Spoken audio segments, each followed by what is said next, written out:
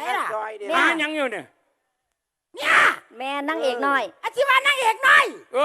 บ้านชวนนางเอกไงมันสิบ่ได้ใส่รถพ่วงคุณตีมาบ้านอ่ะนั่น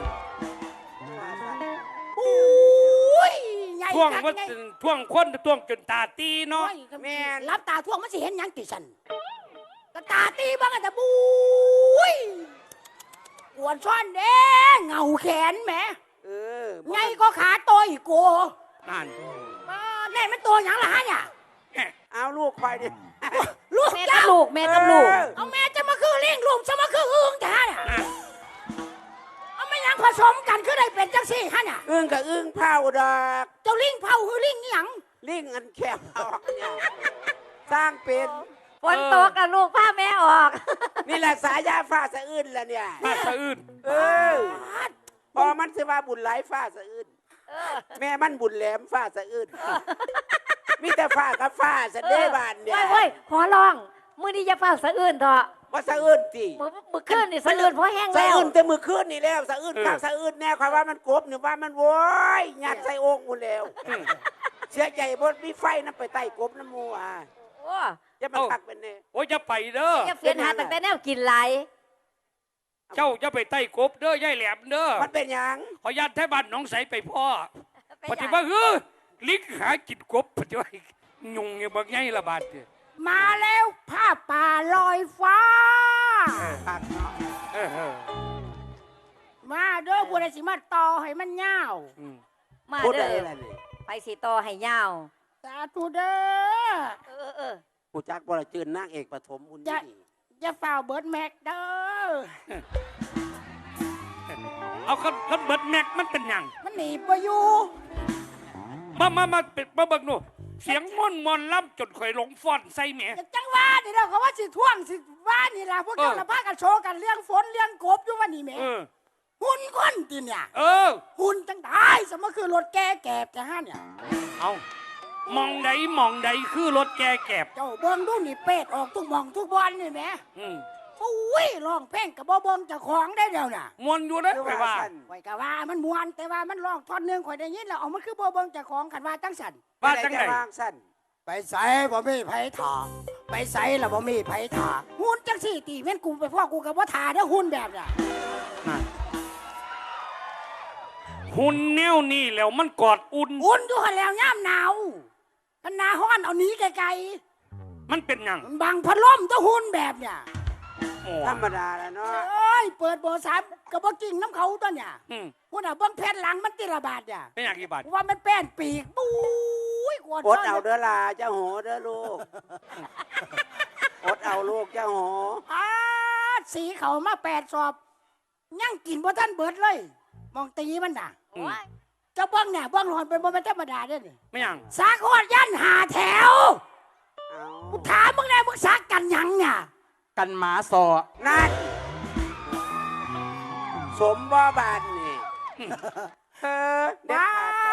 นแต่ออกงานไม่บุตรีทุ่งน้องถ้าติพักวงแล้วติพักวงแล้วว่าสื่อไม่ขาดดากันยังใส่ออกมาอยู่ก็หมายความจังสันอันปากอันไว้แต่เฮ็ดแนวอื่นนะปังยืมจักบาทแน่ปากนั่นยืมไปหลังยืมมากินข้าวไปทำไมนี่ก็ได้ไปน้ำนักร้องแต่ไม่มายืนแง่ยังตรงนี้ไผ่อยู่เนี่ยชุดขาวเนี่ยเอาไม่ยังอยู่เนี่ยมายืนนะยืนถามว่ายังนักร้องไปแล้วก็ไปแต่ไม่หางเครื่องเล่าว่าแม่นบ่อยหางเครื่องยังไหนหัวหน้าเสียงอีสานนกน้อยอุไรพรน่ะเอานี่แม่คุณแม่นกน้อยอุไรพรนั่นปาดสวัสดีจ้าสวัสดีจ้าสวัสดียังขี่ตาได้แล้วเนี่ยสมงามจ้าคนงามสุดเล่าเนี่ยโอ้ยไม่ยืมไปเอาอึ้งเนี่ยบ่ทัดได้อึ้งหรอกมันตีของงามอยู่ล่ะของกระบอกว่าข่อยมากนี่แม่ขาวๆเนี่ยวับเลยพวกหมูอึ้งโอ้ยโฆษณาจะสิเก็บเลยโฆษณาตะแนวสีเว้าเนาะอึดตะแนวสีเว้าบ่อึดแต่แท้เนาะสีเว้าผู้ใดส่วนรวดผู้นั้นเว้าดูเนาะสีเว้าสู้ฟังผู้นั้นได้เว้าหลายเนาะเอาไปเฮ็ดให้ยังซอยด่าอยู่ทั้งนอกไปเฮ็ดให้ยังฮะ ลูกน้องหลายๆเป็นหยังคือบ่ให้เขาโจกสลากเพราะมีกำลังใจสู่ต่อไปได้ไปแล้ว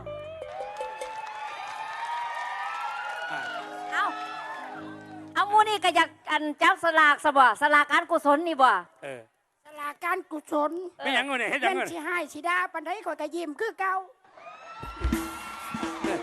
โอ้ย ข่อยเป็นคนอารมณ์ดีเด้อ เห็นแขวแล้วคนบ่อยากกินขนมเลย เอาตาหักอีหลีเนาะ จ้ะเป็นลม เฮ็ดหยังกับเป็นตาหักเนาะเจ้าแหม่ หักแต่หัก แขวงามแขวสวยอยู่แต่ว่าเข้าเจ้าถามมึงมือว่านนี่แหม่เข้าเจ้ามาอันมาจากชลบุรีแหม่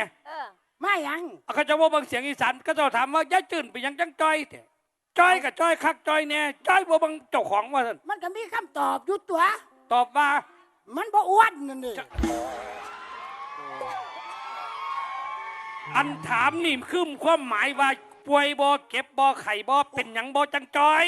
บ่แม่นธรรมดาตกมาปี59นี่ยายจืนได้รับตำแหน่งแล้ว เป็นผู้ใหญ่บ้าน ว้า เป็นหยังสัน เป็นเบาหวาน โอ้ย หลังจากเป็นเบาหวานได้2 เดือนพี่น้องเอ้ยเบาหวานละจมมานี่แหม จมไม่หยัง จมว่าบ่มีหมู่บ่มีพวก มังเวียนวีโวกวีโวเวสโวเว จังไดจะไปเอิ้นบักความดันมาเป็นหมู่มานี่แหม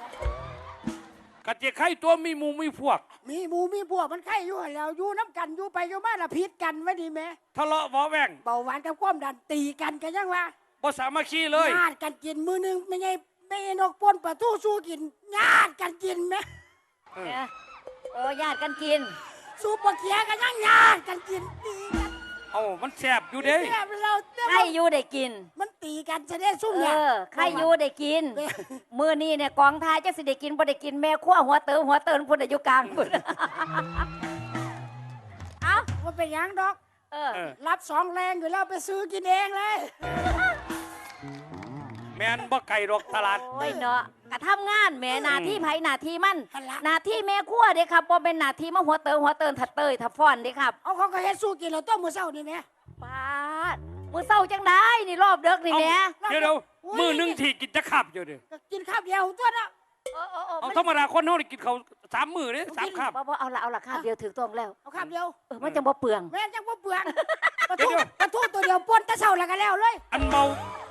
าหวานก็พ่มดัดเถียงกันทะเลาะกันนี่ ทะเลาะกันบ่ บ่ มี อยากกินปนปลาทู บ่มีผู้ใดมาตัดสินซะเด้ เอ้า อ้วนได้ยินข่าวอยู่ไกลบักอันนั้น ปักกัน ได้ ได้ ล่ะ ไทรอยด์ซะเด้บัด